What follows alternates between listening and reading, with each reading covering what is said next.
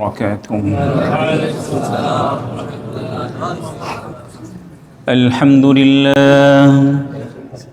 الحمد لله رب العالمين، والعاقبة للمتقين، والصلاة والسلام على سيد المرسلين وعلى آله وأصحابه أجمعين. أما بعد، فقد قال الله تعالى في القرآن الكريم: أعوذ بالله من الشيطان الرجيم، بسم الله الرحمن الرحيم. يا أيها الذين آمنوا إذا نودي للصلاة من يوم الجمعة فاسعوا إلى ذكر الله وذروا البيع، ذلكم خير لكم إن كنتم تعلمون. فإذا قضيت الصلاة فانتشروا في الأرض وابتغوا من فضل الله واذكروا الله كثيرا لعلكم تفلحون. وإذا رأوا تجارة أو لهوا انفضوا إليها وتركوك قائما. قل ما عند الله خير من اللهو ومن التجارة، والله خير الرازقين. وقال الله سبحانه وتعالى: إن الله وملائكته يصلون على النبي يا أيها الذين آمنوا صلوا عليه وسلموا تسليما. اللهم صل على محمد وعلى آل محمد كما صليت على إبراهيم وعلى آل إبراهيم إنك حميد مجيد. اللهم بارك على محمد وعلى آل محمد كما باركت على إبراهيم وعلى آل إبراهيم إنك حميد مجيد. আলহামদুলিল্লাহ, শুরুতেই সে মহান আল্লাহ তাআলার কৃতজ্ঞতা জ্ঞাপন করছি, শুকরিয়া প্রকাশ করছি যে মহান আল্লাহ তাআলা আমাদেরকে ঈমানের মতো মহাদৌলত দিয়ে সম্মানিত করেছেন এবং যে আল্লাহ তাআলা আমাদেরকে আমাদের মাতৃভূমি বাংলাদেশে আমাদেরকে জন্মগ্রহণ করার তৌফিক দিয়েছেন। এই জন্য আমরা মহান আল্লাহ তাআলার কৃতজ্ঞতা জ্ঞাপন করি, আলহামদুলিল্লাহ। দরুদ ও সালাম পেশ করছি বিশ্ব মানবতার মুক্তির দূত, সকল নবীদের সর্বশ্রেষ্ঠ নবী এবং সর্বশেষ নবী, যার অসীম ত্যাগ, ভাষাতীত কোরবানি আর অফুরন্ত সাধনার বরকতে আমরা ইসলাম নামক একটি সুন্দর ধর্ম পেয়েছি। এই জন্য সেই প্রিয়তম ব্যক্তির প্রতি দরুদ পড়ি সাল্লাল্লাহু আলাইহি ওয়াসাল্লাম। সুস্থতা কামনা করছি যারা অসুস্থ থাকা সত্ত্বেও মসজিদে এসেছেন কিংবা অসুস্থতার কারণে হসপিটালে শায়িত আছেন, আমরা আল্লাহ তাআলার কাছে দোয়া করছি আল্লাহ রাব্বুল আলামিন যেন সকলকে পরিপূর্ণ সুস্থতা দান করেন। পরম শ্রদ্ধাভাজন মুরব্বীবৃন্দ এবং প্রিয় যুবক ভাইয়েরা, আজকের পুরো আলোচনাতেই আমি কোনো কোরআনুল কারীমের আয়াত তিলাওয়াত করব না, কোরআনের আয়াতের অনুবাদও করব না, পাশাপাশি রাসূলুল্লাহ সাল্লাল্লাহু আলাইহি ওয়াসাল্লামের কোনো হাদিস নিয়েও আজকে আমি আলোচনা করব না। আজকে আমার আলোচনার বিষয়টি অন্য আরেকটি বিষয়, যে আলোচনাটি ইতিপূর্বে হয়তোবা কেউ এখানে যারা উপস্থিত আছেন এভাবে আলোচনাটি শোনেননি কিংবা পড়েননি। এই জন্য আজকে আলোচনার শুরুতেই আমি আপনাদের সকলকে একটু আন্তরিকতার সাথে, মনোযোগের সাথে সকলের দৃষ্টি আকর্ষণ করছে। আমরা যারা এখানে উপস্থিত আছি সবাই বাংলাদেশি। আমরা যারা এখানে উপস্থিত আছি সবাই কি বাংলাদেশি। বাংলাদেশের সাথে আমাদের গভীর এবং হৃদ্যতার এবং ভালোবাসার একটা সম্পর্ক জন্মের পর থেকেই আছে, এবং আমরা আশা করি একজন মুমিনের তো প্রকৃত আশা হবে আমাদের মৃত্যুটা যেন রাসূলুল্লাহ সাল্লাল্লাহু আলাইহি ওয়াসাল্লামের শহরে হয়। এটা আমরা আল্লাহ তাআলার কাছে দোয়া করব। পাশাপাশি কোনো কারণে যদি রাসূলুল্লাহ সাল্লাল্লাহু আলাইহি ওয়াসাল্লামের শহরে না হয়, তাহলে আমরা প্রত্যেকেই দোয়া করব আমাদের মৃত্যুটা যেন আল্লাহ তাআলা আমাদের জন্মভূমিতেই দান করেন। তো জন্মের পর থেকে নিয়ে আমাদের জন্মভূমি বাংলাদেশের সাথে আমাদের একটা হৃদ্যতার সম্পর্ক, ভালোবাসার সম্পর্ক আছে। আমাদের বাংলাদেশ স্বাধীন হয়েছে কত সালে? 1971 সালে। বাংলাদেশের আগে ছিল পাকিস্তান, যে পাকিস্তানিদের হাতে আমরা নির্যাতিত হয়েছি এবং নিপীড়িত হয়েছি। পাকিস্তানিরা আমাদের অসংখ্য ভাই বোনদেরকে নির্মমভাবে হত্যা করেছেন, এটা আমরা সবাই জানি। পাকিস্তানিদের পূর্বে আমাদের পুরো উপমহাদেশের কর্তৃত্ব কাদের হাতে ছিল? ব্রিটিশদের হাতে। ব্রিটিশরা প্রায় 190 বছর এই উপমহাদেশকে শাসন করেছেন। বাদশাহ আওরঙ্গজেবের মাধ্যমে মুসলিম ক্ষমতা শেষ হয়েছে। ব্রিটিশরা 1757 সালে পলাশির যুদ্ধের মাধ্যমে পুরো উপমহাদেশে তারা রাজনৈতিকভাবে তাদের কর্তৃত্ব হাতে নিয়েছে। 1757 সালে ব্রিটিশরা উপমহাদেশকে তাদের নিয়ন্ত্রণে নেওয়ার পরে এটা শেষ হয়েছে 1947 সালে। এর মধ্যে কত বছর? 190 বছর। একটা কমন বিষয় দেখেন, পৃথিবীতে যারা বিজয়ী হয়, এই পৃথিবীর মধ্যে যারা যুদ্ধে বিজয়ী হয় তারাই কিন্তু মূলত ইতিহাস লেখে। পৃথিবীতে যারা যুদ্ধে বিজয়ী হয় তারাই কি লেখেন? ইতিহাস লেখেন। যারা পরাজিত হয় সাধারণত তাদের ইতিহাস আমরা পাই না কিংবা পড়িও না। এটা একটা কমন বিষয়। আপনি চিন্তা করেন, যদি দ্বিতীয় বিশ্বযুদ্ধে হিটলার বিজিত হতেন, যদি দ্বিতীয় বিশ্বযুদ্ধে হিটলার বিজিত হতেন, তাহলে ইতিহাসটা অন্যরকম হতো। আমরা যেমন একটা ইতিহাস এখন সত্য বলে গিলি, যদি হিটলার পরাজিত না হয়ে যদি বিজিত হতেন তাহলে ইতিহাসটা কি হতো? অন্যরকম হতো। তখন হিটলারের ইতিহাসটাকে আমরা সত্য বলে সকলেই গ্রহণ করে নিতাম। এখন যারা আমরা এখানে উপস্থিত আছি, আপনাদের কাছে আমি একটা প্রশ্ন করতে চাই, একেবারে সত্যিকার অর্থে উত্তর দিবেন। আমরা এখানে যারা উপস্থিত আছি প্রত্যেকেই আমরা বাংলাদেশে জন্মগ্রহণ করেছি। বাংলাদেশের 71-এর ইতিহাস কিংবা পূর্বের ইতিহাস কিংবা পরের ইতিহাস পূর্ণাঙ্গভাবে কে কতজন পড়েছেন? একটু হাত উঠান তো, সত্যি করে বলবেন। একজনও হাত উঠাননি, হয়তো 2-1 পাওয়া যাবে।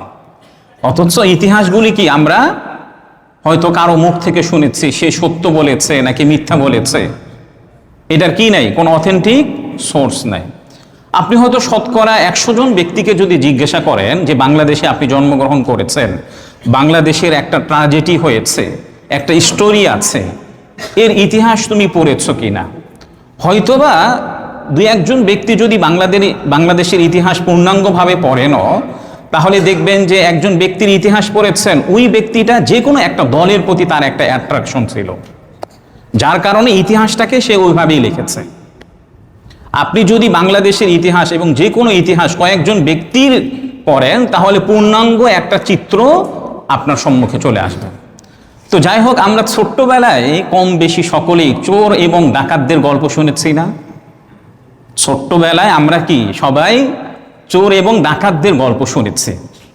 আমরা যখন ছোট্ট ছিলাম, আমাদের মা বাবারা আমাদেরকে চোর ডাকাতদের গল্প বাজার থেকে কিনে দিতেন এবং এগুলি পড়ে আমরা আনন্দ পেতাম। আমাদের বাবা মারাও মাঝে মাঝে ঘুম পাড়ানোর জন্য চোর ডাকাতদের গল্প শোনাতেন।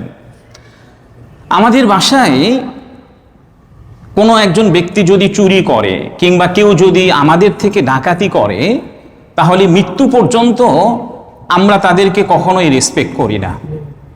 যখনই দেখা হয় তাকে একটা গালি দেওয়ার চেষ্টা করি। যখনই তাদেরকে দেখা হয়, তাদের সঙ্গে দেখা হয়, তাদেরকে কি করি? গালি দেওয়ার চেষ্টা করি। দেখেন, আজকে আমি আপনাদের সম্মুখে এমন বড় চোর এবং ডাকাতদের এমন নির্মম একটা ট্র্যাজেডি আপনাদের সম্মুখে উপস্থাপন করব, যে ট্র্যাজেডি কিংবা নির্মম ইতিহাসটা আপনি ইতিপূর্বে শোনেন নাই। এই উপমহাদেশকে চুরি করে, ডাকাতি করে যারা নিজেরা ফুলে উঠেছে, তাদের দেশটাকে অর্থ সম্পদে ভরপুর করেছে, তারা কে জানেন? তারা হচ্ছে ব্রিটিশরা। তারা হচ্ছেন কারা? ব্রিটিশরা। দেখেন, তারা এই উপমহাদেশটাকে কর্তৃত্ব নিয়ে 109 বছরে 16 ট্রিলিয়ন সম্পদ আমাদের উপমহাদেশ থেকে তারা চুরি এবং ডাকাতি করে নিয়ে গেছে।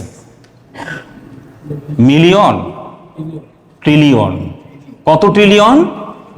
এটা আপনি হিসাব করতে পারবেন? 16 ট্রিলিয়ন সম্পদ আমাদের উপমহাদেশ থেকে চুরি এবং ডাকাতি করে নিয়ে গেছে। তারা হচ্ছেন কারা? এই ব্রিটিশরা। এখানে হয়তো অনেক ব্যক্তিরা থাকতে পারেন যারা বলতে পারেন এবং ব্রিটিশদেরকে একটু গ্লোরিফাই করে বলতে পারবেন যে ব্রিটিশরা দীর্ঘদিন এই উপমহাদেশের কর্তৃত্ব তাদের হাতে ছিল, অনেক কাজ তারা করেছে, আমাদেরকে ট্রেন দিয়েছে, রেল লাইন দিয়েছে, আমাদের শিক্ষা ব্যবস্থাটাকে তারা আমাদের উপমহাদেশে এনেছে। তারা তো একটু চুরি করতেই পারে, একটু ডাকাতি করতেই পারে। অনেকে এভাবেই ব্রিটিশদেরকে গ্লোরিফাই করেন। আচ্ছা বলেন তো, ব্রিটিশদের আগে আমাদের এই উপমহাদেশে কি যাতায়াত ব্যবস্থাপনা ছিল না? কথা বলেন, যাতায়াত ব্যবস্থাপনা ছিল? কিংবা পুরো দুনিয়াতে কি যাতায়াত ব্যবস্থাপনা ছিল না? আজকে আমি সবার দৃষ্টি আকর্ষণ করেছি, কারণ একটা কথা যদি আপনার কর্ণকোহর থেকে যদি মিসগাইড হয়, তাহলে আপনি ভুল বুঝবেন। ব্রিটিশদের আগে পুরো দুনিয়াতে যাতায়াত ব্যবস্থাপনা ছিল না? পুরো দুনিয়াতে পড়ালেখা ছিল না? ছিল। তাই বলে 190 বছরে তারা আমাদের প্রতি এত পরিমাণে জুলুম নির্যাতন করেছে, আপনি এটা কল্পনাও করতে পারবেন, আপনি ইমাজিন করতে পারবেন না যে কি পরিমাণ জুলুম নির্যাতন করেছে। পাশাপাশি তারা আমাদের উপমহাদেশ থেকে কি পরিমাণ সম্পদ চুরি করে নিয়ে গেছে। আমি একটা সাধারণ এক্সাম্পল দিয়েছি, সেটি হচ্ছে 16 ট্রিলিয়ন সম্পদ তারা আমাদের উপমহাদেশ থেকে চুরি করে নিয়ে গেছে এবং ডাকাতি করে নিয়ে গেছে। ব্রিটিশরা প্রাথমিকভাবে, দেখেন, ব্রিটিশরা এদেশে আসে ইস্ট ইন্ডিয়া কোম্পানির নামে, এটা আমরা সবাই জানি। ইতিপূর্বে এই কথাটি আমরা শুনেছি বা আমি নিজেও শুনিয়েছি। এরপরে তারা উপমহাদেশে ব্যবসার নামে আসার পরে ব্যবসার নিরাপত্তা বলে তারা তাদের নিজেদের সেনাবাহিনী আমাদের উপমহাদেশে ঢুকায়। তারা তাদের ব্যবসার নিরাপত্তা বলে নিজেদের সেনাবাহিনী কোথায় ঢুকায়? আমাদের উপমহাদেশে ঢুকায়। এরপরে তারা আমাদের উপমহাদেশে রাজনীতিতে ঢোকে। আমাদের উপমহাদেশে তারা কি করেন? রাজনীতিতে ঢোকেন। এরপরে কি হয়? 1757 সালে পলাশির যুদ্ধে মুসলিমরা পরাজয় বরণ করার পরে ব্রিটিশরা পুরোপুরি এই উপমহাদেশ তারা নিজেদের কর্তৃত্বে নিয়ে নেয়। দেখেন, এই ব্রিটিশদের বিরুদ্ধে ওলামাই কেরাম অনেক যুদ্ধ জিহাদ করেছেন। ব্রিটিশদের বিরুদ্ধে ওলামাই কেরাম অনেক যুদ্ধ জিহাদ করেছেন, অসংখ্য ইতিহাস আপনি পাবেন। যেমন আমরা শুনি ফকির বিদ্রোহ, তিতুমির, হাজী শরীয়তুল্লাহ ইত্যাদি আরো অনেক যুদ্ধ ব্রিটিশদের সাথে হয়েছে। এরপর ওলামাই দেওবন্দ তারা তাদের বিরুদ্ধে জিহাদ করার জন্য তারা দারুল উলুম দেওবন্দ প্রতিষ্ঠা করেছেন। দেখেন, ব্রিটিশদের বিরুদ্ধে যে জিহাদ ফরজ, এই কথাটি সর্বাগ্রে এবং ফার্স্টলি কে ঘোষণা দিয়েছেন জানেন? ব্রিটিশরা যখন এই উপমহাদেশে মুসলিমদের উপর এবং অমুসলিমদের উপরে নির্যাতন শুরু করলো, তাদের উপরে যে জিহাদ ফরজ এই ঘোষণাটা দিয়েছেন সর্বাগ্রে তিনি হচ্ছেন একজন আলেম। তিনি হচ্ছেন মৌলানা শাহ আব্দুল আজিজ দেহলভী রহমতুল্লাহ আলাইহ। তিনি হচ্ছেন মৌলানা শাহ অলিউল্লাহ মুহাদ্দিস দেহলভী রহমতুল্লাহ আলাইহের সন্তান। অথচ দেখেন, আমাদের বাংলাদেশে কোনো একজন আলেম, কোনো একজন মুফতি কোনো একটার ব্যাপারে যখন ফতোয়া দেয়, তখন আমরা অনেকেই বলি যে হুজুরদের কোনো কাজ নেই, ফতোয়াবাজি শুরু করেছে। হুজুরদের কি নাই? কোনো কাজ নেই, তারা কি শুরু করেছেন? ফতোয়াবাজি শুরু করেছেন। অথচ সেই সময়ে ব্রিটিশদের বিরুদ্ধে যে জিহাদটা ফরজ এর ঘোষণাটি দিয়েছেন একজন আলেম, তিনি হচ্ছেন মৌলানা শাহ আব্দুল আজিজ মুহাদ্দিস দেহলভী রহমতুল্লাহ আলাইহ। এখন আসুন, ব্রিটিশদের কুদৃষ্টি এই ভারত উপমহাদেশে কেন করেছিল?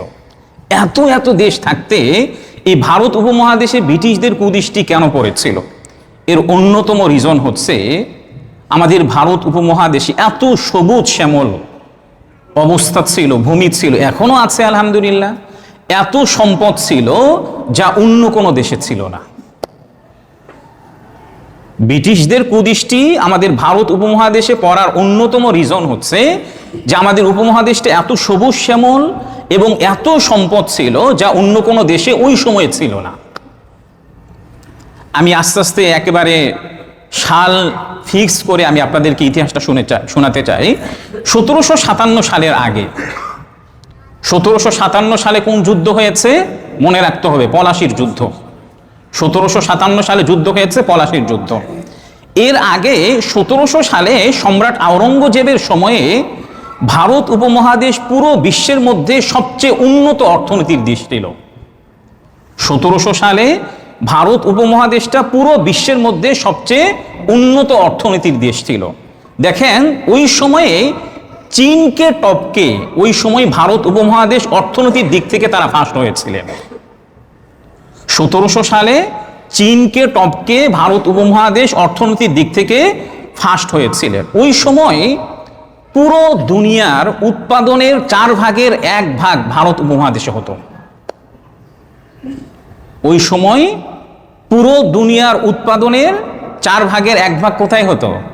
ভারত উপমহাদেশে হতো। এর মূল্যবান ছিল $90 বিলিয়ন।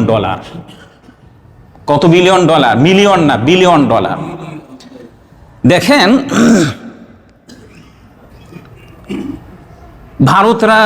ভারতে মুসলিমরা যে 600 বছর কর্তৃত্ব করেছে এটা আমরা জানি। ব্রিটিশদের আগে কারা কর্তৃত্ব করেছিলেন? মুসলিমরা। মুসলিমদের কর্তৃত্ব এটা শেষ হয়েছে বাদশাহ আওরঙ্গজেবের মাধ্যমে। যদিও বাদশাহ আওরঙ্গজেবের পর থেকে নিয়ে 1700 থেকে নিয়ে 1757 পর্যন্ত একেবারে ভঙ্গুর একটা অবস্থা ছিল। 1700 থেকে 1757 সাল পর্যন্ত একেবারে ভঙ্গুর একটা অবস্থা ছিল। ওই সময় দেখেন, বাদশাহ আওরঙ্গজেবের শেষ সময়ে এই বাংলাদেশের 40% মানুষ, 40% মানুষ শিল্প এবং ব্যবসা বাণিজ্যের মধ্যে ছিল, আর 40% মানুষ ছিল কৃষিজীবী। 40% মানুষ শিল্প এবং ব্যবসা বাণিজ্যে ছিল, আর 40% মানুষ কি ছিল? কৃষিজীবী, অর্থাৎ সমানে সমান। আর এখন তো পুরো বাংলাদেশটা কি হয়ে গেছে? কৃষি প্রধান দেশে রূপান্তরিত হয়েছে। এটা কিন্তু 1700 সালে এমনটা ছিল না, বরং সমানে সমানে ছিল। ওই সময়ে এই বাংলাদেশ থেকে, এই উপমহাদেশ থেকে কি কি রপ্তানি হতো দেখুন, অন্য দেশে রপ্তানি হতো দেখুন। যেমন ইতিহাসের গ্রন্থের মধ্যে উল্লেখ করা হয়েছে। এর মধ্যে থেকে অন্যতম হচ্ছে মুসলিম সিল্ক কাপড়, 2 নম্বর হচ্ছে, সময় একেবারেই কম, 2 নম্বর হচ্ছে এমব্রয়ডারি, 3 নম্বর হচ্ছে পাটের গালিচা, 4 নম্বর হচ্ছে তামা পিতলের পাত্র, এরপরে হচ্ছে গহনা, লেদার প্রোডাক্ট, এরপরে হচ্ছে অস্ত্র, কাটিং, পারফিউমটা আমরা তো এখন ফ্রান্সেরটা ব্যবহার করি, সৌদিরটা ব্যবহার করি, এখনো বাংলাদেশ থেকে যায়, কিন্তু ওই সময় সমগ্র পৃথিবীর পারফিউমটা বাংলাদেশ থেকে রপ্তানি হতো। এরপরে আরো কি কি রপ্তানি হতো? জাহাজ রপ্তানি হতো, বাংলাদেশের মধ্যে জাহাজ নির্মিত হয়, এরপরে কি হতো? এটা অন্য দেশে রপ্তানি হতো। আরো কি কি রপ্তানি হতো দেখুন, হাতির দাঁতের কারুকাজ, হাতির দাঁতের কারুকার্য, এটা কি অন্য দেশে রপ্তানি হতো। কাগজ যেত ইউরোপ আমেরিকায়, কাগজ যেত কি ইউরোপ আমেরিকায়, আপনি চিন্তা করেছেন?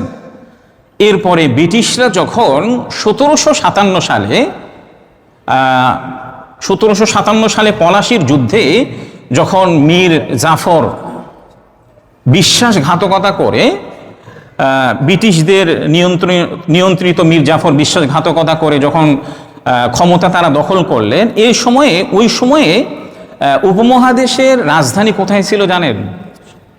মুর্শিদাবাদ। কোথায় ছিল রাজধানী? মুর্শিদাবাদ।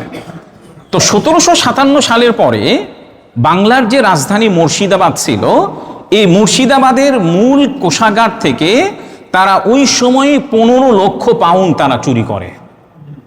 কারা চুরি করেন? ব্রিটিশরা। কি নাম নিতে একটু লজ্জা লাগতেছে নাকি? ওই সময় 15 লক্ষ পাউন্ড তারা চুরি করে। 1 পাউন্ড বর্তমান কত টাকা?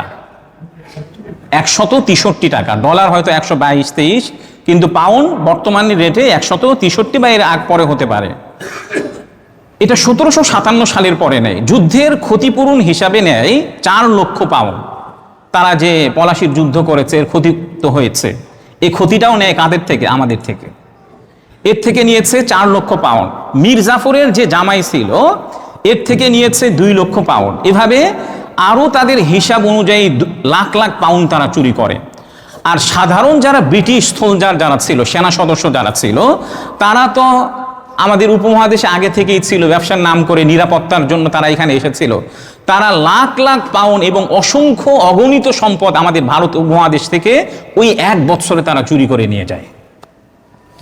আপনি এটাই হিসাব করতে পারবেন না। লর্ড ক্লাইভ, হয়তো যারা ইতিহাস পড়েছেন তারা জানেন যে লর্ড ক্লাইভ একজন ঐতিহাসিক ব্যক্তি।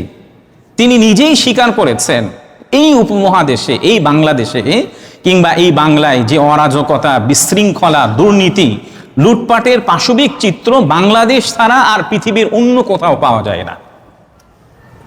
লর্ড ক্লাইভ নিজে স্বীকার করেছেন, এই পলাশির যুদ্ধে আমরা পরাজয় বরণ করার পরে আমাদের উপমহাদেশ থেকে, বাংলাদেশ থেকে এত পরিমাণে অরাজকতা তারা সৃষ্টি করেছিলেন, এত পরিমাণে সম্পদ তারা লুট করে নিয়েছিলেন, এর ইতিহাস অন্য কোথাও পাওয়া যায় না। লর্ড ক্লাইভ যে অনেক ভালো ব্যক্তি এমন না, ভালোর মধ্যে খারাপের মধ্যে কিছু ভালো থাকে না ব্যক্তি, ওই রকম লর্ড ক্লাইভ। এরপরে দেখেন 1757 পরে ব্রিটিশদের সাথে অনেকের সাথে যুদ্ধ হয়েছে। 1757 পরে ব্রিটিশদের সাথে অনেকের সাথে যুদ্ধ হয়েছে, যেমন ব্রিটিশ আমেরিকার একটা স্বাধীনতা যুদ্ধ হয়েছে, ব্রিটিশদের সাথে আমেরিকার যুদ্ধ। এরপরে ব্রিটিশদের সাথে যুদ্ধ হয়েছে চীনের যুদ্ধ। এই যুদ্ধটার নাম দেওয়া হয়েছে আফিম প্রথম এবং আফিম দ্বিতীয়। এরপরে ব্রিটিশদের সাথে যুদ্ধ হয়েছে মিশর দখলের যুদ্ধ। এছাড়া 1757 পরে আরো যত যুদ্ধ হয়েছে 1913 সাল পর্যন্ত, 1913 সাল পর্যন্ত ব্রিটিশদের সাথে অন্য যাদের সাথে যুদ্ধ হয়েছে, সব যুদ্ধে তো আর ব্রিটিশরা বিজিত হন নাই, পরাজয় বরণ করেছে। তো যুদ্ধের একটা ক্ষয়ক্ষতি হয়েছে না? যুদ্ধ করতে গিয়ে কিন্তু কোটি কোটি ডলার ক্ষয়ক্ষতি হয়ে যায় কয়েকদিনের মধ্যে। তো ওই সময় 1913 সাল পর্যন্ত সব মিলিয়ে 300 মিলিয়ন পাউন্ড তারা এই ভারত উপমহাদেশ থেকে ক্ষতিপূরণ হিসাবে নিয়েছে। শুধু ক্ষতিপূরণ হিসাবে নিয়েছে কয় মিলিয়ন পাউন্ড? 300 মিলিয়ন পাউন্ড তারা এই ভারত উপমহাদেশ থেকে ক্ষতিপূরণ হিসেবে নিয়েছে। দেখেন, আমরা ব্রিটিশদেরকে আমরা মনে করি তারা, তাদের মধ্যে অনেক বড় বিজ্ঞানীরা আছেন, অনেক বিজ্ঞানী আছেন, তাদেরকে আমরা রেসপেক্ট দেই, সেলিউট দেই। দেখেন আপনারা যারা সায়েন্সের স্টুডেন্ট আছেন বা সায়েন্স নিয়ে লেখাপড়া করেছেন, স্বাভাবিকভাবে একটা জিনিস দেখবেন, বিজ্ঞানের জন্য কিন্তু অনেক টাকা ঢালতে হয়।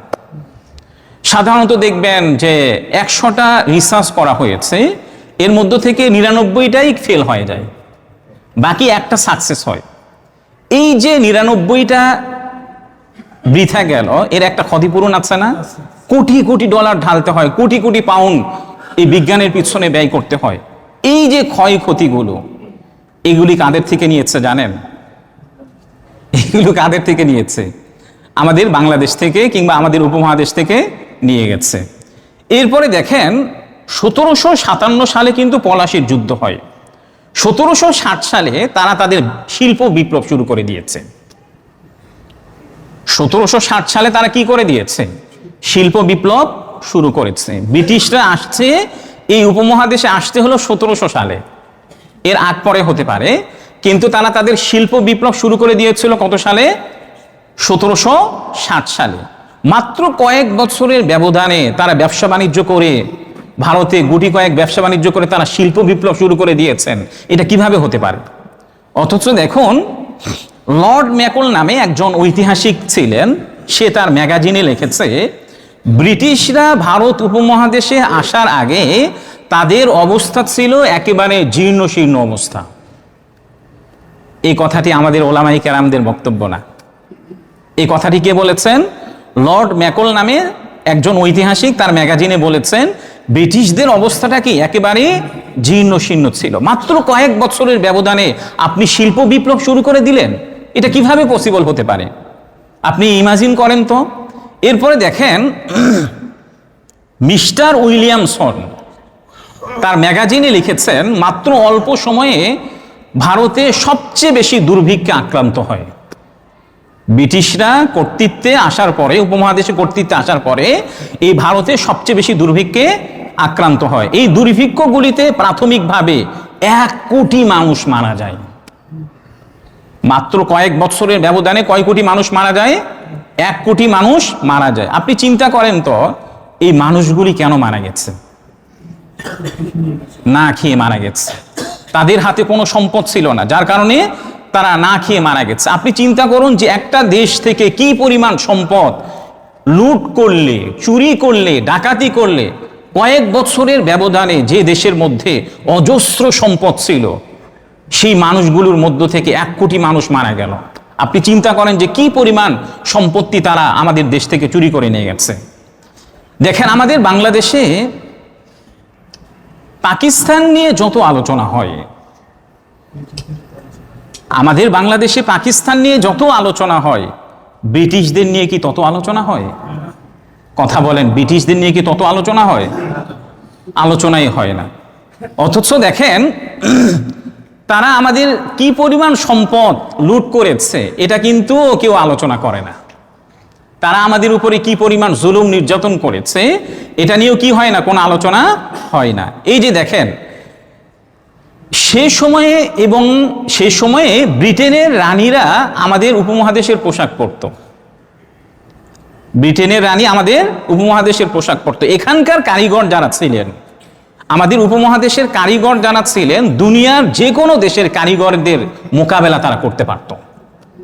পৃথিবীর যে কোনো দেশের কারিগরদের মোকাবেলা তারা করতে পারত। স্বয়ং ইংল্যান্ডের কারিগররা পর্যন্ত এদেশের যারা ইঞ্জিনিয়ার ছিল তাদের কাছ থেকে জাহাজের নকশা নিয়ে যেত। ইংল্যান্ডের কারিগর যারা ছিলেন, আমাদের বাংলাদেশের উপমহাদেশের যারা ইঞ্জিনিয়ার ছিল, তারা তাদের কাছ থেকে জাহাজের নকশা তৈরি করে নিয়ে যেত। এই যে দেখেন, ব্রিটিশরা এত কিছু লুট করলো কিভাবে, এত কিছু ডাকাতি করলো কিভাবে? সেটা হলো আইন করে। কিভাবে আইন করেছে দেখুন, তারা আইন করলো যে ইংল্যান্ডের বাহিরে যে জাহাজগুলি নির্মিত হয়, সেগুলি আর ইংল্যান্ডে ঢুকতে পারবে না। আগে জাহাজ রপ্তানি হতো বাংলাদেশ থেকে কি অন্য দেশে, হঠাৎ করে আইন করা হলো যে ইংল্যান্ডের বাহিরে যে জাহাজগুলি নির্মিত হয়, সেগুলি আর ইংল্যান্ডে ঢুকতে পারবে না। তাহলে বাংলাদেশে যে সকল নির্মিত জাহাজগুলি আছে, এগুলি আর ইংল্যান্ডে ঢুকতে পারবে? ঢুকতে পারবে না। এই যে দেখেন, ব্রিটেনের রানীর মাথায় যে কোহিনূর দেখা যায়, ব্রিটেনের রানীর মাথায় যে কোহিনূর দেখা যায়, এটা কোথায় পেয়েছে সে? এই ইতিহাস কেউ জানেন? ব্রিটেনের রানীর মাথায় যে কোহিনূর দেখা যায়, এটা কোথায় পেয়েছে সে? আমাদের উপমহাদেশ থেকে চুরি করে নিয়ে গেছে। আমি যার কাছে সহিহ বুখারী পড়েছি, শাইখুল হাদিস মুফতি সাঈদ আহমদ পালনপুরি রাহিমাহুল্লাহ, ভারতে পড়া অবস্থায় তিনি আমাদেরকে মাঝে মাঝে ব্রিটিশদেরকে তুচ্ছ তাচ্ছিল্য করে বলতেন যে আরে তোমরা যে ব্রিটিশ রানী কোহিনূর মাথায় যে কোহিনূর দেখো, এটা তো আমাদের ছিল, আমাদের থেকে তারা চুরি করে নিয়ে গেছে। কিন্তু চোরদের কোনো লজ্জা নেই। স্বাভাবিকভাবে দেখবেন যে চুরি করলে ওই জিনিসটা একটু কি রাখে, লুকায় রাখে, কিংবা লুকায় লুকায় ব্যবহার করে। কিন্তু এমন ছেঁচোর চোর যে এদের কি নাই, কোনো ধরনের কোনো লজ্জা শরম বলতে কিচ্ছু নাই। এরপরে দেখেন ভারত উপমহাদেশ এত গরিব হয়েছে, 1884 সালের পরে উইলিয়াম ডিগবি নামে একজন ঐতিহাসিক তার ম্যাগাজিন লিখেছেন, ভারত উপমহাদেশ থেকে বাংলাদেশ থেকে এত পণ্য চুরি করলে, তিনি লিখেছেন তোমরা যে এত পণ্য চুরি করতেছো, এত পরিমাণে সম্পদ লুট করতেছো, পরবর্তীতে তোমরা তো নিজেদের প্রোডাক্ট আর বিক্রি করতে পারবে না ভারত উপমহাদেশ। কারণ তারা যদি আমাদের কাছে প্রোডাক্ট বিক্রি করতে চায়, আমাদের কাছে যদি টাকাই না থাকে, সম্পদই না থাকে, তাহলে আমরা কিনবো কিভাবে? এই জন্য উইলিয়াম ডিগবি নামে একজন ঐতিহাসিক তার ম্যাগাজিনে লিখেছে, আরে সম্পদ আরেকটু আর চুরি করার দরকার নাই, যা করছো করছো, তাহলে তো তোমরা পরবর্তীতে নিজেদের প্রোডাক্টই আর বিক্রি করতে পারবে না। পরবর্তীতে কি হয়েছিল দেখুন, পরবর্তীতে ভারত উপমহাদেশে প্রতি বছর একজন মানুষের আয় হয়েছে মাত্র 5 পাউন্ড। যে সময় একজন মানুষের আয় হয়েছে বছরে 5 পাউন্ড, অথচ তারা ওই সময়েও উপমহাদেশ থেকে চুরি করে নিয়ে যেত 3 কোটি পাউন্ড। প্রায় 60 লাখ গৃহকর্তার আয় তারা প্রতি বছর নিয়ে যেত, যে সময় একেবারে উপমহাদেশ দরিদ্রের একেবারে নিম্ন সীমায় পৌঁছে গেছে। ওই সময় তারা প্রতি বছর 3 কোটি পাউন্ড এই উপমহাদেশ থেকে চুরি করে নিয়ে যেত। ব্রিটিশরা ভারতে আসার পরে ভারতের ইতিপূর্বে 700 বছরে মাত্র 17 বার দুর্ভিক্ষ হয়েছে। কত বছরে? 700 বছরে মাত্র 17 বার দুর্ভিক্ষ হয়েছে। ব্রিটিশরা মাত্র আসার পরপরই 80 বছরে 12 বার দুর্ভিক্ষ হয়েছে। ইতিপূর্বে 700 বছরে মাত্র 17 বার, আর ব্রিটিশরা আসার পরপরই এই 80 বছরে হয়েছে 12 বার। এরপরে দেখেন এই সময় দুর্ভিক্ষে মানুষ মারা গেছে 60 লাখ। 1810 থেকে নিয়ে 1900 সাল পর্যন্ত এই 90 বছরে আরো 31টা দুর্ভিক্ষ হয়েছে। 1810 থেকে নিয়ে 1900 সাল পর্যন্ত 90 বছরে আরো 31টা দুর্ভিক্ষ হয়েছে। এই দুর্ভিক্ষে মানুষ মারা গেছে 4,10,00,000 মানুষ। এই 90 বছরে আরো 31টা দুর্ভিক্ষে মানুষ মারা গেছে কত কোটি? 4,10,00,000 মানুষ। আপনি চিন্তা করুন যে এই দুর্ভিক্ষে কারা মারা গেছে বলেন তো? আমাদের দাদারা কিংবা দাদাদের দাদারাই তো মারা গেছে, আমাদের দাদারা অথবা আমাদের দাদাদের দাদারা। এখন দেখুন এই সময় এসে আমরা ব্রিটিশদের কি মনে করি যে তারা কত অনেস্ট পারসন, বিজ্ঞান প্রযুক্তিতে তারা কত এগিয়ে আছে, কত ভালো মানুষ তারা, কত সৎ, এদের থেকে ভালো মানুষ আর পৃথিবীতে নাই। অথচ এদের বাপ দাদাদের ইতিহাস, যে চুরির ইতিহাস, এই ডাকাতদের ইতিহাস, এই ইতিহাস আমরা জানি না। এই নির্মম ইতিহাস এবং চোর ডাকাতদের ইতিহাস কি আমাদের পাঠ্য বইয়ে আছে? কথা বলেন, চোর ডাকাতদের ইতিহাস পাঠ্য বইয়ে আছে? কারণ যারা পাঠ্য বই এই সিলেবাসগুলি নির্ধারণ করেন তারাও তো ব্রিটিশদের দালাল, ম্যাক্সিমামই কি ব্রিটিশদের দালাল, যার কারণে তাদের বাপ দাদাদের, চোর দাদাদের ইতিহাস তা পাঠ্য বইয়ে আমাদের অন্তর্ভুক্ত হয় না। অথচ এগুলো আমাদের পাঠ্য বইয়ে থাকার দরকার ছিল। দেখেন আমাদের শ্রমিকদেরকে তারা এত অল্প মজুরি দিয়ে কাজ করিয়ে নিত। ইতিহাসের মধ্যে এসেছে অনেক শ্রমিক তারা তাদের নিজেদের আঙ্গুলগুলিকে কেটে ফেলেছিল, অল্প পারিশ্রমিক দিত। কাজ করতে করতে ক্লান্ত হয়ে গেছে, তারা পরবর্তীতে ভাবছিল না এভাবে হবে না, নিজেদের আঙ্গুলগুলি তারা কেটে ফেলেছিল। আঙ্গুল কাটলে আর কাজ করতে হবে না। দেখেন সময় সংক্ষিপ্ত, এভাবেই তারা আমাদের অর্থনীতিকে তারা ধ্বংস করে দিয়েছে। শিল্প বাণিজ্যটাকে এভাবে ব্রিটিশরা ধ্বংস করে দিয়েছিল। শিক্ষা ব্যবস্থাটাকে আমাদের কিভাবে তারা ধ্বংস করলো দেখুন। ব্রিটিশরা আসার আগে আমাদের শিক্ষা ব্যবস্থাটা কেমন ছিল? উইলিয়াম হান্টার তার দ্য ইন্ডিয়ান মুসলিম গ্রন্থে এই বিষয়গুলি উল্লেখ করেছেন। ভারতের মুসলিমরা সেই সময়ে একটা শ্রেষ্ঠ জাতি ছিল। ভারতের মুসলিমরা যে কোনো অংশে অন্য দেশের শিক্ষিত মানুষের তুলনায় কম ছিল না। ওই সময়ে যে সময় মুসলিমরা এই উপমহাদেশের মধ্যে কর্তৃত্ব ছিল। এটাও লিখেছেন একজন মুসলিম না, লিখেছেন কে? একজন অমুসলিম, উইলিয়াম হান্টার তার দ্য ইন্ডিয়ান মুসলিম গ্রন্থে এই বিষয়গুলো লিখেছেন। ওই সময়ে শুধু বাংলাতে, বাংলাদেশ এবং পশ্চিম বাঙ্গালে ৮০,০০০ মাদ্রাসা ছিল। কত হাজার মাদ্রাসা? ৮০,০০০ মাদ্রাসা ছিল। ওই সময় বাংলায় মাত্র মানুষ ছিল, শুধু বাংলার কথা বলতেছি, পুরো ভারত উপমহাদেশে না, শুধু বাংলায় মানুষ ছিল মাত্র ৩-৪ কোটি, অথচ মাদ্রাসা ছিল কি ৮০,০০০। এই মাদ্রাসাটার অর্থায়নটা কিভাবে হতো দেখুন। সরকারিভাবে প্রতিটি মাদ্রাসায় জমি দেওয়া হতো, এই জমির ক্ষেত খামার থেকে মাদ্রাসাগুলি পরিচালিত হতো। ওই সময় ছাত্রদেরকে ভাতা দেওয়া হতো, শিক্ষকদেরকে বেতন ওই জমি থেকেই দেওয়া হতো। ব্রিটিশরা ভারত দখল করার পরে তারা দেখলো হাজার হাজার বিঘা থেকে কোনো ধরনের কোনো ট্যাক্স আসছে না, কোনো ধরনের কি আসছে না, কোনো ট্যাক্স তারা পাচ্ছে না। এর কারণ হিসাবে তারা দেখলো যে এই জমিগুলি মাদ্রাসায় দেওয়া হয়েছে। এই জমিগুলি কোথায় দেওয়া হয়েছে? মাদ্রাসায় দেওয়া হয়েছে। তখন তারা ট্যাক্স নেওয়ার জন্য আইন করলো। এই আইনটা মূলত ৩ বার হয়েছে।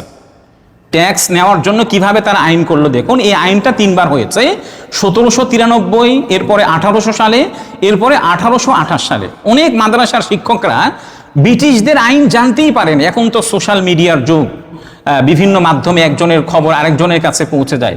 সেই সময় তো এই অবস্থা ছিল না। ব্রিটিশরা যখন 3 বার আইন করেছে, মাদ্রাসার অনেক অভিভাবকরা জানতেই পারেনি যেভাবে আইন করা হয়েছে।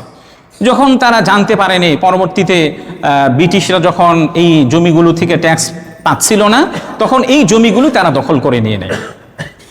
একটা মাদ্রাসার অর্থায়ন ব্যবস্থা যখন জমির উপরে ডিপেন্ড করে, স্বাভাবিকভাবে দেখবেন যে জমিগুলি বন্ধ হলে, সরকারিভাবে দখলে নিয়ে নিলে মাদ্রাসাটা কি অটোমেটিকলি বন্ধ হয়ে যায়। গত কয়েক মাস আগে আমরা শুনেছি ভারতের যে অক্ষ সম্পত্তিগুলি যেগুলো ছিল, এগুলি সরকারিভাবে নিয়ে নিচ্ছে। অক্ষ সম্পত্তি যেগুলি ছিল কি সরকারিভাবে নিয়ে নিচ্ছে। পরবর্তীতে কি হলো? অটোমেটিকলি মাদ্রাসা বন্ধ হয়ে গেছে। এখন না আমাদের মাদ্রাসাগুলি মানুষের অর্থায়নে চলে, আমরা মাদ্রাসা পরিচালনা করি, মানুষরা দান করেন, কিন্তু ইতিপূর্বে সরকারি জমির মাধ্যমে মাদ্রাসাগুলি পরিচালনা হতো। এত কিছুর পর যখন তারা দেখলো শিক্ষা ব্যবস্থাটাকে ধ্বংস করার, ইতিপূর্বে তো অর্থনৈতিক ব্যবস্থাপনাটা পুরোপুরি ধ্বংস করলো, শিক্ষা ব্যবস্থাটা যখন ধ্বংস করলো, তখন এরপরও দেখলো যে তাদের যে কালচার আছে, কৃষ্টি কালচার আছে, তাদের যে বুদ্ধি আছে, ভারতের মুসলিম যারা আছে, অমুসলিমরা যারা আছে, কেউই গ্রহণ করছে না। দীর্ঘ লং একটা টাইম গেছে। এরপরে ভারতীয় উপমহাদেশে যে সকল মুসলিমরা ছিল এবং অমুসলিম যারা ছিল, কেউই তাদের কৃষ্টি কালচারগুলো কি করছে না, গ্রহণ করছে না। তখন তারা মূলত শিক্ষা ব্যবস্থার একটা পরিবর্তন আনলো। এই যে মাঝে মাঝে ওলামায়ে কেরাম এত শিক্ষা সিলেবাসের মধ্যে ইসলাম আনার জন্য কেন আন্দোলন করেন, এটা দেখলে আপনি একটু বুঝতে পারবেন। এই জন্য আজকের আলোচনার শুরুতে আমি সবার একটা দৃষ্টি আকর্ষণ করেছিলাম। এই কথাটার প্রতি আপনি দৃষ্টি আকর্ষণ করুন। দেখুন শিক্ষা ব্যবস্থার পরিবর্তন তারা কিভাবে আনলেন। লর্ড ম্যাকলের একটা ঐতিহাসিক একটা উক্তি আছে, আমরা কম বেশি সকলেই শুনেছি। লর্ড ম্যাকলের সেই ঐতিহাসিক উক্তিটা হচ্ছে, যেটা আমরা বারবার শুনেছি, সেটি হচ্ছে আমরা এমন একটা শিক্ষা ব্যবস্থা তৈরি করব, বা আমাদেরকে এমন একটা শিক্ষা ব্যবস্থা তৈরি করতে হবে যারা রক্তে ও গায়ের রং দিয়ে হবে ভারতীয়, কিন্তু রুচি ও কালচারের দিক থেকে, বুদ্ধির দিক থেকে হবে ইংরেজ। এর উক্তিটা কার? লর্ড ম্যাকলের একটা ঐতিহাসিক উক্তি, যে আমাদেরকে এমন একটা শিক্ষা ব্যবস্থা প্রণয়ন করতে হবে যে রক্তে ও গায়ের রং দিক থেকে হবে ভারতীয়, কিন্তু রুচি কালচারের দিক থেকে, বুদ্ধির দিক থেকে হবে কি ইংরেজ। অর্থাৎ তারা আমাদের ভাষ্যকার হবে। ভাষ্যকার অর্থ কি? দালাল হবে। একবারে স্পষ্ট কথা যে তারা আমাদের সিলেবাস পড়ে তারা আমাদের কি করবে? দালালি করবে। ব্রিটিশরা সেই আরো ১৫০ বছর কিংবা ২০০ বছর আগে সেই চিন্তা করে গেছেন, ওই সিলেবাসটা এখনো চলমান। যার কারণে এই সিলেবাস পড়ে 90% একটা দেশে, আমাদের মুসলিম কান্ট্রিতে, সেই হিসাবে ম্যাক্সিমাম সিলেবাসের যে পাঠ্য তালিকার বইগুলি হওয়া দরকার ছিল ইসলামকে কেন্দ্র করে, কিন্তু সিলেবাসের পাঠ্য বইয়ে কাদের লেখা থাকে? ইংরেজদের লেখা। এমনভাবে সিলেবাসটাকে প্রণয়ন করা হয়েছে যে আমরা রক্ত মাংসে তো থাকবো বাংলাদেশি, কিন্তু ভাষ্যকার বা দালাল হব হচ্ছে ইংরেজদের। যার কারণে এই পাঠ্য বই পড়ে, এই সিলেবাস পড়ে একজন ব্যক্তির মধ্যে, একজন স্টুডেন্টের মস্তিষ্কের মধ্যে ইসলামের বিষয়গুলি আসে না। আসে হচ্ছে ইংরেজদের কিভাবে দালালি করতে হয়, কিভাবে বাংলাদেশ থেকে ইসলামটাকে ধ্বংস করা যায়। দেখেন এরপরে কি হলো, এভাবে আমাদের বাংলাদেশটাকে ধ্বংস করলো। ওই সময়ে যে ব্রিটিশরা, লর্ড ম্যাকলের যে ঐতিহাসিক উক্তি যে রক্ত গায়ের দিক থেকে হবে ভারতীয়, কিন্তু কৃষ্টি কালচার বুদ্ধির দিক থেকে হবে ইংরেজ, ওই সময়ে ওলামাই কেরাম একটা ফতোয়া দিয়েছিলেন যে ইংলিশদের শিক্ষা করাটা হচ্ছে হারাম। সবাই গুরুত্ব দিয়ে শোনেন, এমন একটা কঠিন সিচুয়েশনে, কারণ ইংলিশদের শিক্ষাটা করলে তাদের দালাল হবে, আমাদের দালাল হবে না, আমাদের ভারতীয় উপমহাদেশের দালাল হবে না। শুধু ওলামাই কেরাম ফতোয়া দেন নাই, ওই সময়ে যারা মুসলিম ছিলেন, অমুসলিম ছিলেন, তারা সকলেই এক বাক্যে স্বীকার করেছিলেন যে ইংলিশদের শিক্ষাটা করাটা হচ্ছে হারাম। তারা এই ফতোয়া দেন নাই যে ইংরেজি শিক্ষা করা হারাম। কাদের শিক্ষাটা হারাম বলেছিলেন? ইংলিশদের, ইংরেজি শিক্ষা নয়। ইংলিশদের শিক্ষা করাটা হচ্ছে কি হারাম। এমন জুলুম নির্যাতন, আমি শুরুতেই বলেছি, তারা এই 190 বছরে 16 ট্রিলিয়ন সম্পদ আমাদের উপমহাদেশ থেকে তারা চুরি করে নিয়ে গেছে। এখন আসে ওলামায়ে অনেক ব্যক্তিরা বলেন যে আরে ওই সময় কেন মানুষ ইংরেজি শিক্ষাটাকে হারাম ফতোয়া দিয়েছিলেন? আসলে ইংরেজি শিক্ষাটা হারাম ফতোয়া দেন নাই, কেমন একটা কঠিন সিচুয়েশনে, কঠিন মুহূর্তে শুধু মুসলিমরা, অমুসলিমরা পর্যন্ত বলেছিলেন যে ইংলিশদের শিক্ষাটা করাটা হারাম, কারণ তারা যারাই তাদের শিক্ষাটা করছে তারা তাদের দালাল হিসাবে পরিণত হচ্ছে। ইংরেজি ভাষার ক্ষেত্রে বলেন নাই। আমরা যেমন এই কঠিন সিচুয়েশনে, ফিলিস্তিনের এই কঠিন মুহূর্তে আমরা যেমন পেপসি, কোক বয়কট করার জন্য বলি, আগামী 100 বছর পরে বর্তমান পৃথিবীর অবস্থাটা পরিবর্তন হবে না? কথা বলেন, পরিবর্তন হবে না? 100 বছর পরে নেক্সট জেনারেশন বলবে যে বাইতুস সালাম মসজিদের খতিব মুফতি বাইজিদ কাসেমি উনি নাকি মসজিদের খুতবায় বসে পেপসি কোক বয়কটের ঘোষণা দিয়েছিলেন। অথচ এখনকার যে সিচুয়েশনটা, আগামী 100 বছর পর নেক্সট জেনারেশন তারা বুঝবে যে ফিলিস্তিনের উপর কি পরিমাণ জুলুম নির্যাতন করা হয়েছিল এই সময়ে। আগামী 100 বছর পর তারা বুঝতেও পারেন, নাও বুঝতে পারেন। তো ওই সময়ে মূলত ইংলিশ শিক্ষাটাকে হারাম বলা হয়েছিল, ইংরেজি ভাষাটাকে নয়। তো এই জন্য প্রিয় ভাইয়ার, আমাদের নৈতিকতাগুলোকেও তারা এভাবে নষ্ট করে দিয়েছিল। এক তো হচ্ছে শিল্প বিপ্লব তারা ধ্বংস করেছে, আমাদের অর্থনীতিকে তারা ধ্বংস করে দিয়েছিল, আমাদের নৈতিকতাগুলোকে তারা কিভাবে নষ্ট করে দিয়েছে দেখুন। আমাদের অর্থ সম্পদ চুরি করে নিয়ে যাওয়ার পরে মূলত আমরা চোর, বাটপার এবং প্রতারকে পরিণত হয়েছে। আমাদের যে এত পরিমাণে সম্পদ ছিল, সবুজ শ্যামল খনিজ সম্পদ ছিল, এই 16 ট্রিলিয়ন সম্পদ চুরি করে নিয়ে যাওয়ার পরে মূলত আমরা উপমহাদেশের মানুষরা কি হয়েছে? চোর, বাটপার এবং প্রতারকে পরিণত হয়েছে।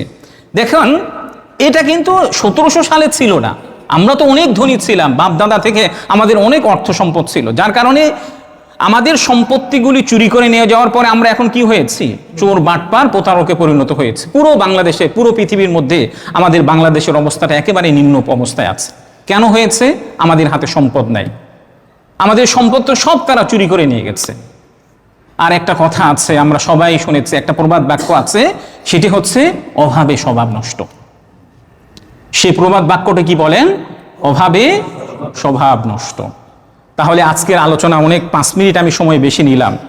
আমাদের অনেক সম্পদ ছিল 1700 সাল পর্যন্ত। ব্রিটিশরা আসার পরে আমাদের উপরে অগণিত এবং অসংখ্য নির্যাতন করেছে, নির্যাতনের স্টিম রোলার আমাদের উপরে চালানো হয়েছে। শুধু নির্যাতন করেন নাই, নির্যাতন করে আমাদের উপমহাদেশ থেকে দুর্ভিক্ষে কোটি কোটি মানুষ পৃথিবী থেকে বিদায় নিয়েছেন, না খেয়ে মারা গেছেন। সন্তানের সামনে পিতা মারা গেছে, পিতার সামনে সন্তান মারা গেছে না খেয়ে। স্ত্রীর সামনে স্বামী মারা গেছে, স্বামীর সামনে স্ত্রী মারা গেছে না খেয়ে, কাতরাতে কাতরাতে। এছাড়া তো আমাদের 16 ট্রিলিয়ন সম্পদ তারা চুরি করে নিয়ে গেছে। আর ইতিহাস না জানার কারণেই আজকে আমরা কি বলি? ব্রিটিশদেরকে অনেক অনেস্ট পারসন, অনেক জ্ঞান প্রযুক্তিতে তারা এগিয়ে আছে। আল্লাহ তাআলা আমাদের সবাইকে এই ইতিহাসগুলি পড়ে আমাদের সবাইকে শিক্ষা নেওয়ার তৌফিক দান করেন। ওয়া আখিরু দাওয়ানা আনিল হামদুলিল্লাহি রাব্বিল আলামিন।